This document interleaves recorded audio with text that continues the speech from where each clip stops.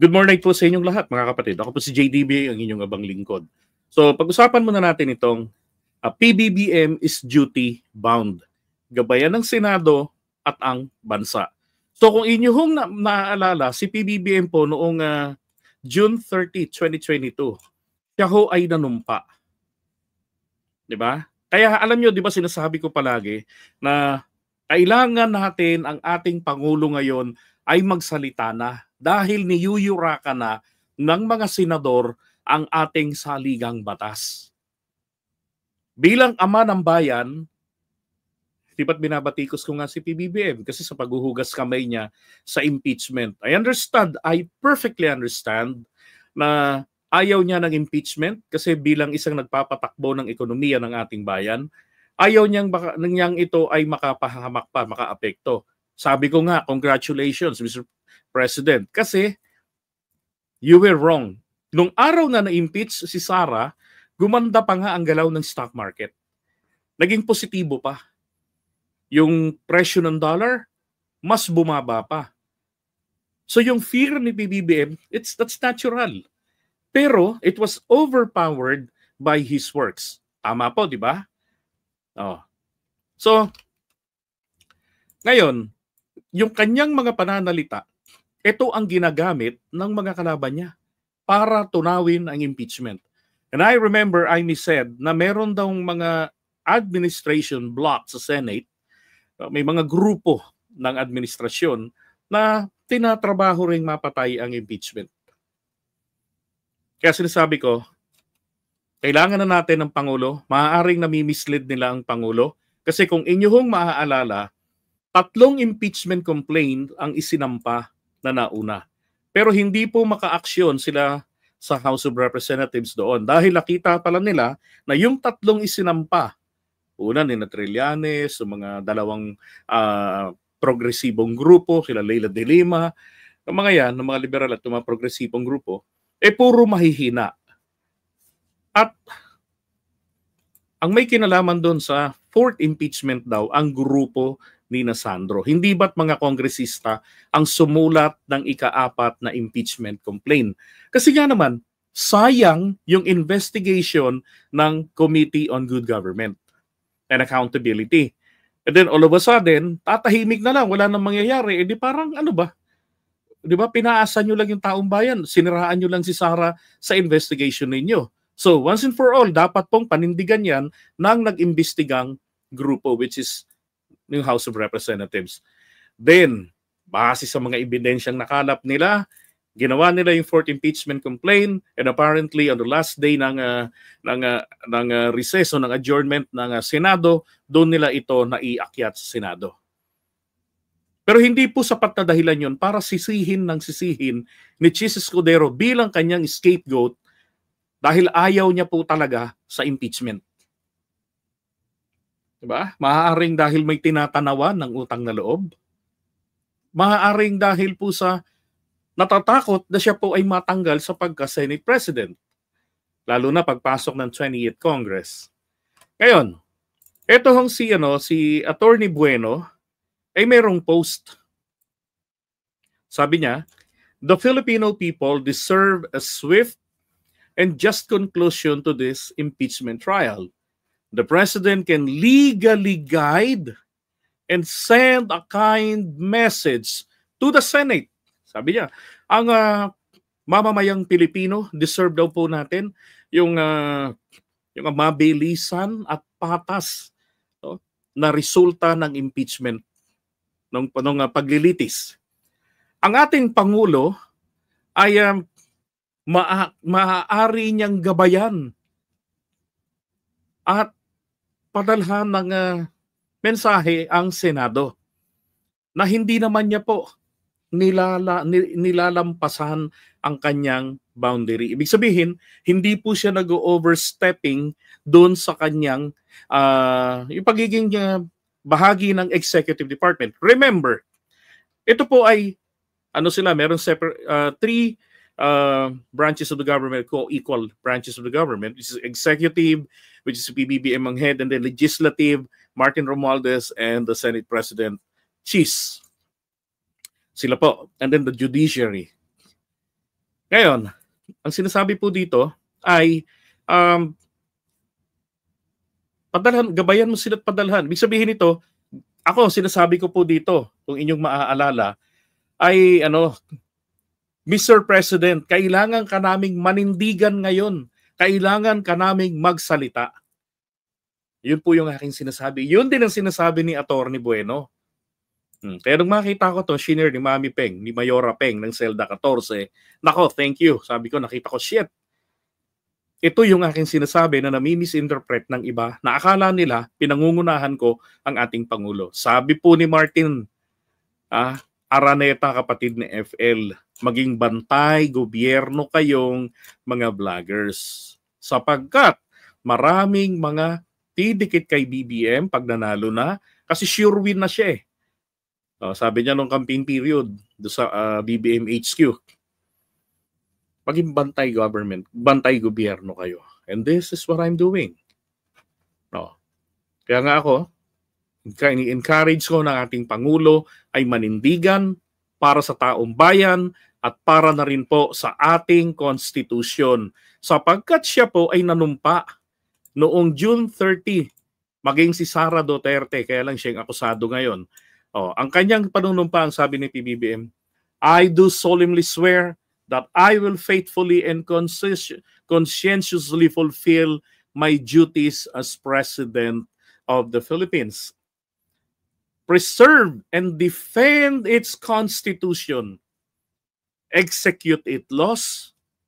Do justice to every man and consecrate myself to the service of the nation. So help me God.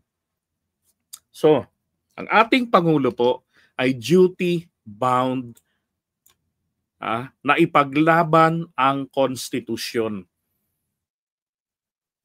At sa pamamagitan po ng impeachment, napilit na niyuyurakan nito ng mga senador natin na maaga pa lamang nang ma-receive nila ay tinalikuran nila ang trabaho. Maliwanag ang nakasulat sa Constitution, imposible hindi sila man lang nag-care para basahin. Ano bang sinasabi ng Constitution ng Article 7 at ng Article 11 regarding dito sa Constitution? Ano bang sinasabi ng mga rules ng Senado? 'Di ba? Nagbakasyon sila. Meron pa pala silang dosing importanteng mga mahalagang panukala na hindi pa pala natatapos. Inuna ang lamyerda, ang paglalandi. 'Di ba? Kaysa sa tapusin ang trabaho sa bayan. Kaya ngayon, ako, nakikiusap rin ako, bukas, merong magaganap na rally at vigil doon sa harapan ng Senado. Yang mga ganyang bagay po ay maaari itong mag-spark ng isang kaguluhan na kung saan mas magiging malaki pa ang magiging epekto nito at hindi maganda para sa ating bansa, sa ating ekonomiya na kinakatakutan ng Pangulo. Bakit? Dahil po, maraming hindi natutuwa sa ginagawa ni na Chis Escudero na talikuran ang impeachment. Di ba? Gaya ginagawa ni na Bato de la Rosa. Ngayon, kapag nagsalita po ang ating Pangulo, meron po siyang malaking impluensya diyan sa Senado. Lalo na siya ay kaalyado rin naman nito kaalyado rin naman niya si Chis Escudero. At ngayon, sino po ang lumilitaw makatapos magsalita ni Amy Marcos na may mga taga-admin na grupo na siya ring tumatrabaho para mawala ang impeachment. Sabi nga niya, lahat sila ay naghahanap ng Amy solution. 'Di ba? Para dun sa impeachment. Ang tanong, ang impeachment po ba ay isang problema na kinakailangang solusyonan? O ang impeachment ay isang solusyon sa isang problema? Hindi ho biro ang inaakusahan dito.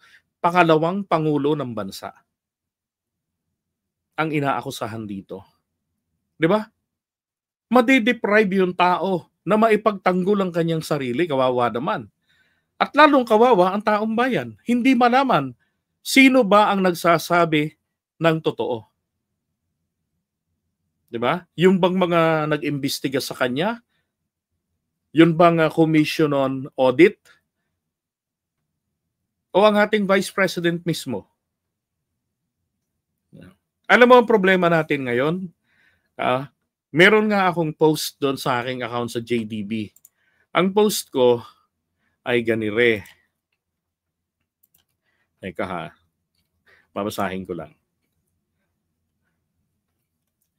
Makikita nyo naman yan doon sa JDB. Ang sabi ko ay ganito. Okay, here we go. Tayo ang nagluklok kay PBBM. Tayo ang inaatake ng mga Duterte. Kaya tayo ang dapat na mangunang kumilos. Pero nasaan ang mga loyalista? Nananahimik. Dapat malaman ng mga Marcos loyalists na habang sila ay nananahimik, sa kabila ng mga panggugulo ng mga Duterte, ay may isang grupo ang nagsisilbing alternatibo at sila ang kikilos. Hindi ho natin gusto na mangyari yung ganon. Na ang gagalaw ay ibang grupo pa. Alam niyo naman ang tinutukoy ko. The yellows at gagalaw din ng mga pula. Diba? Yun na yung problema. So sa tingin nyo ba, sino ang unang dapat kumilos laban sa ginagawa ng Senado sa impeachment laban kay VP Sara? Ang mga dilawan at aktivistang grupo? Muli, tayo ang nagluklok kay PBBM. Tayo po ang inaatake ng mga Duterte, kaya tayo ang dapat na mangunang kumilos. Diba? Diyan nga ako nagtataka eh. Grabe na yung atake sa ating Pangulo. Ang mga Marcos loyalists, napaka-silent pa rin. Hindi mo sila mahagilap. Naalala ko yung rally noon namin ng pagpaparesign kay Sara noong May 19, 2024. Alam nyo ba merong isang grupo humihingi ng 1.5 kada ulo, kada miyembro. Malaking grupo yon. Tapos, nung sinabi ni Mami Peng na wala kaming budget para dyan, ito'y ambagan ng mga OFW at ng mga vloggers. This is Vloggers Initiative Rally. Alam niyo ang ginawa? Nag-back out.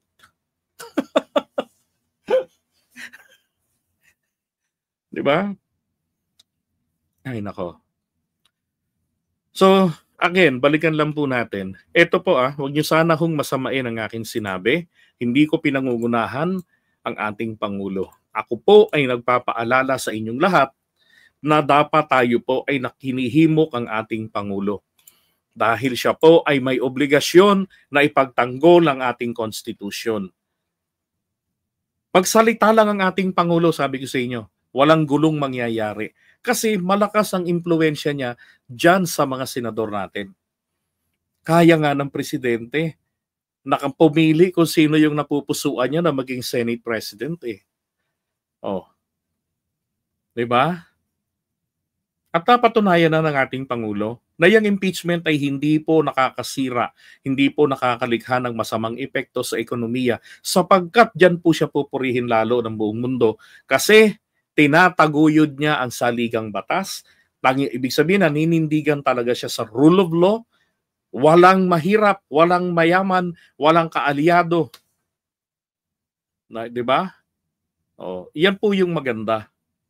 Hey, yan ay pinangako ni Erap noon. Naalala ko noon sa Baraswain Church nung mag-take ng oath si Erap. Ang sabi ni Erap, walang kaibigan, walang kumpare, walang kainuman, lahat lasing. Lahat pantay-pantay. Ang sabi ni Erap noon, walang kaibigan. Oh. Ngayon, matutupad ito sana kay PBBM. Kailangan natin magsalita ang Pangulo bukas. Na, nandyan na yan, harapin na natin katulad ng sinabi niya kay Sandro. When Sandro called him up, pagkatapos siguro nilang gawin yung articles of impeachment, diba sabi ni PBBM, kasi nga tinanong ng mga reporter, bakit nanguna yung anak mo sa pirmahan kung ayaw mo? Sabi niya, sinabihan ko yung mga kaibigan ko na huwag kayong magpa-file ng impeachment. Lahat daw ng mga kakampi niya sa Kongreso. So, ngayon, etong si Sandro, which is I like his character, na hindi passive. Pumapalag yan, nagsasalita yan eh. Oh, and then meron siyang mga kagrupo doon, yun na, trinabaho nila yung impeachment. Then tumawag sa tatay niya, sabi ng Pangulo, Nandyan na yan. Anong gagawin natin? Panindigan mo kung ano yung trabaho mo. Kung ano yung tungkulin mo. Diba? So that is the same words that I am expecting from the President himself tomorrow bago magsimula ng 4:00 ng hapon ang pag-convene ng impeachment court. Okay? So yun po ang aking panawagan sa ating mahal na Pangulong Bongbong Marcos. And salamat sapagkat isa ho sa mga iniidolo ng marami, eto hong si Atty. Bueno ay kapareho ko pala din ng opinyon. Sabi nga niya rito, the Filipino people deserve a swift and just conclusion to this impeachment trial. The President can legally guide and send a kind message to the Senate without overstepping his bounds to proceed with the impeachment trial according to its established procedures and mandate of the 1987 Constitution. Yan po. Okay, so salute kay Atty. Bueno, Atty. Rene Bueno. Okay?